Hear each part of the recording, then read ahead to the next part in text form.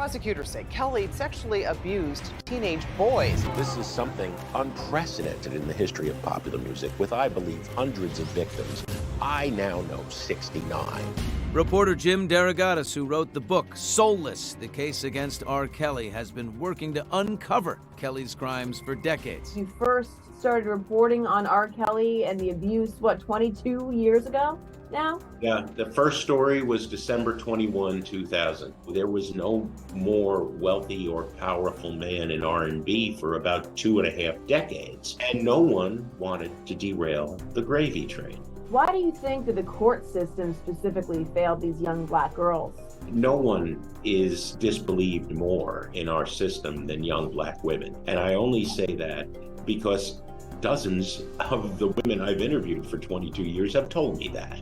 R. Kelly silenced Aaliyah and her family with non-disclosure agreement after marriage annulment, according to the last surviving R. Kelly documentary. Were you aware of his relationship with Aaliyah? Oh gosh, that's a touchy one. When he and I lived together, but going into college, I was left at the house for hours. I see like this basket full of tapes, so I'm like, well, maybe I'll just grab one of these tapes and let me go in the other rooms and see if there's a VHS so I can watch a movie, because I was bored.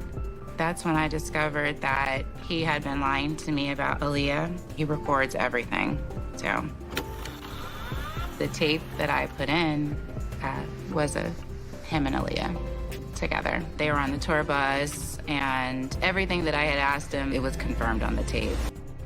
R. Kelly silenced Aaliyah and her family through a non-disclosure agreement, following his marriage and subsequent annulment to the then 15-year-old singer.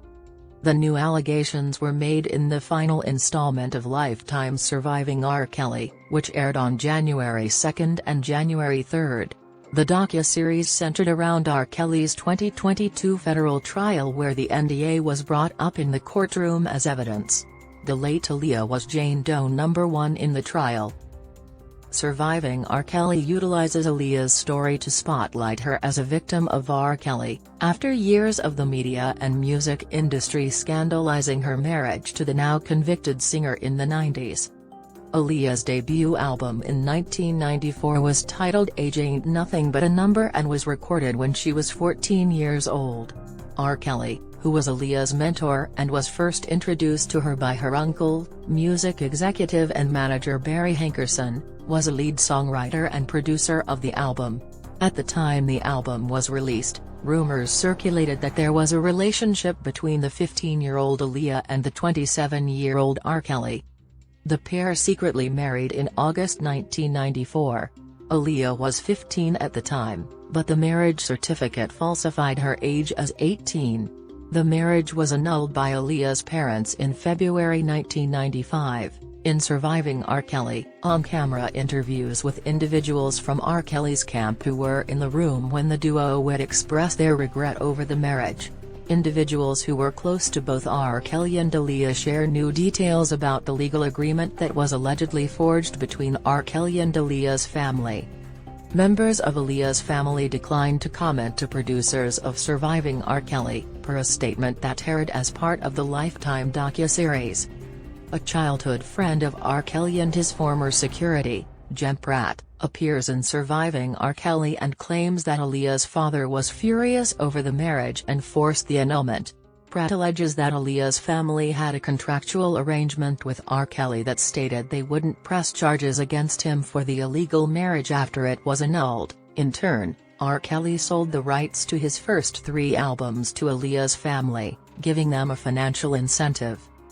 Her dad didn't want her anywhere near him, Pratt says in the docuseries. Various on-camera guests in Surviving R. Kelly describe the marriage as a way to get R. Kelly to avoid jail time for statutory rape of a minor.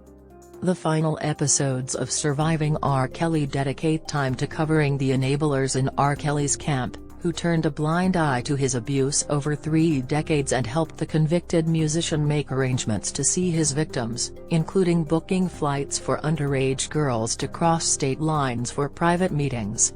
One prosecutor who appeared as a legal expert in the docuseries described R. Kelly as running a criminal enterprise. Another expert said everyone had a financial incentive to look the other way. He couldn't do this by himself.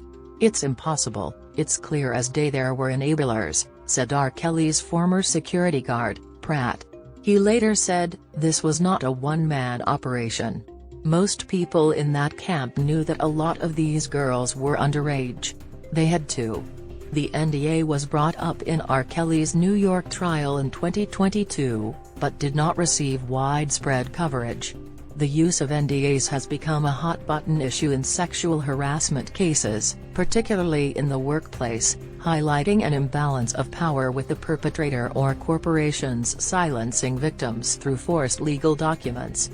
Prior to R. Kelly's trial, journalist Jim DeRogatis, the reporter who first broke news of R. Kelly's sexual abuse more than 2 decades ago, uncovered the NDA that R. Kelly used against Aaliyah. A few years ago, DeRogatis spoke about the documents that were leaked to him, stating in an interview that the annulment and Aaliyah's legal claim against R. Kelly had been sealed. It's a harrowing document, he said. A non-disclosure agreement on both her part and Kelly's, vowing not to pursue further legal claims for physical abuse. So, it wasn't just an underage sexual relationship, he hit her, allegedly, according to that court document. Speaking to Variety about the final installment of Surviving R. Kelly, executive producer Jesse Daniels said that the producing team was careful not to exploit Aaliyah in the docuseries, and hoped to highlight the abuse she tragically endured by R. Kelly when she was a teenager. We have had a lot of conversations about how to tell Aaliyah's story every time because we really want to be respectful of her legacy. But what she went through, we can't turn our backs on, said Daniels.